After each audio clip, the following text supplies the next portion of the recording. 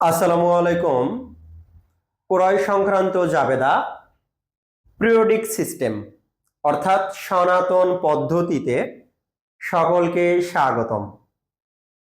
আমরা প্রথম জার্নালটি লক্ষ্য করি ফর ক্যাশ পারচেজ, যার বাংলা অর্থ নগদে পণ্য ক্রয়।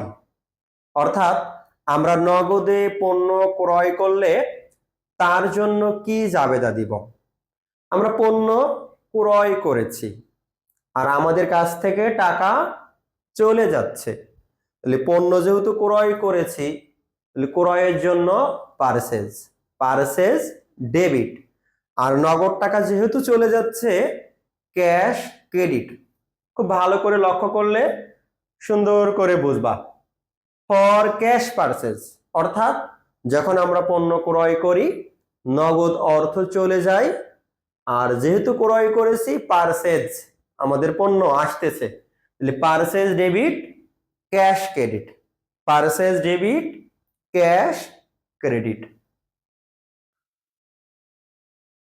ফর ক্রেডিট পারচেজ অর্থাৎ বাকিতে পণ্য ক্রয়, বাকিতে পণ্য ক্রয়। তাহলে এক্ষেত্রে আমাদের পারচেজ ডেবিট অর্থাৎ পণ্য ক্রয় করেছি আর আমার কাছ থেকে টাকা যাচ্ছে না, এখন আমার কাছে কোনো একজন ব্যক্তি টাকা পাবে। যে ব্যক্তি আমার কাছে টাকা পাবে তাকে আমরা অ্যাকাউন্টস পেয়েবল বলি। কি বলি? Accounts payable. অর্থাৎ purchase debit accounts payable credit. কখন আমরা এই জাবেদা দিব? যখন আমরা বাকিতে পণ্য ক্রয় করব।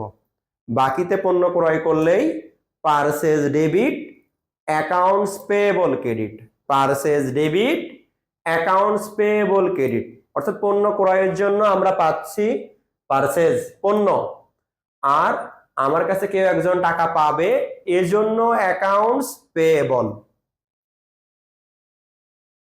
ফর পারচেজ রিটার্ন অর্থাৎ ক্রয় ফেরতের জন্য, ক্রয় ফেরতের জন্য। আমরা যে পণ্য ক্রয় করেছি এই পণ্য ক্রয় এর ফলে যদি আমাদের পছন্দ মতো পণ্য না আসে বা কোনো পণ্য ত্রুটিপূর্ণ হয় বা ক্ষয়ক্ষতি হলো, সেক্ষেত্রে আমরা ক্রয়কৃত পণ্যটি ফেরত দিব। কাকে ফেরত দিব? যার কাছ থেকে ক্রয় করেছিলাম। যার কাছ থেকে ক্রয় করেছিলাম তার নাম তো অ্যাকাউন্টস পেয়েবল, তাহলে অ্যাকাউন্টস পেয়েবল এখন পাচ্ছে, তাই অ্যাকাউন্টস পেয়েবল ডেবিট। আর আমরা যেহেতু ক্রয় ফেরত দিচ্ছি তাই purchase return credit, purchase return credit.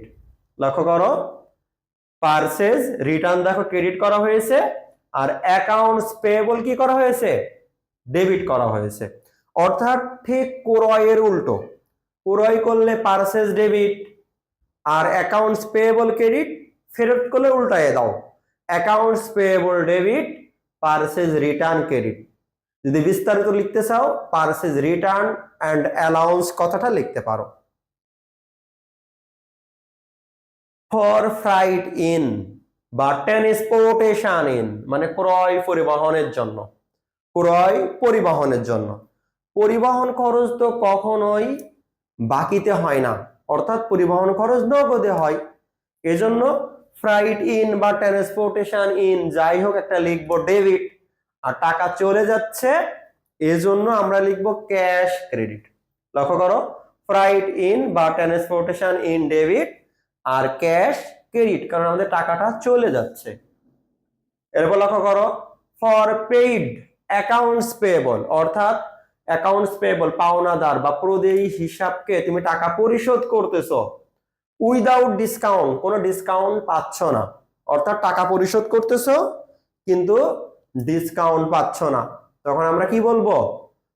এই যে জাবেদা, আমরা তো টাকা পরিশোধ করতেছি, কাকে পরিশোধ করতেছি? অ্যাকাউন্টস পেয়েবল কে পরিশোধ করতেছি।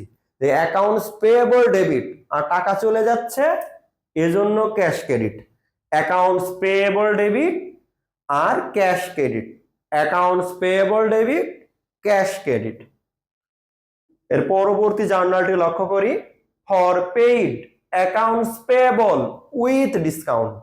অর্থাৎ তুমি অ্যাকাউন্টস পেয়েবলকে টাকা পরিশোধ করতেছো এবং কিছু টাকা ছাড় পাচ্ছ, অর্থাৎ ডিসকাউন্ট পাচ্ছ। তাহলে পরিশোধ করতেছো অ্যাকাউন্টস পেয়েবল কে, তাহলে অ্যাকাউন্টস পেয়েবল ডেবিট হবে। আর টাকা পরিশোধ করতেছো তাহলে ক্যাশ ক্রেডিট, কিন্তু সম্পূর্ণ টাকা নগদে দেওয়া লাগতেছে না, কিছু টাকা ডিসকাউন্ট পাচ্ছ। যে কিছু টাকা ডিসকাউন্ট পাচ্ছ ওই অংশটাকেই বলা হয় পারচেজ ডিসকাউন্ট। তাহলে যাবে কি হলো accounts payable debit, cash credit, purchase discount credit.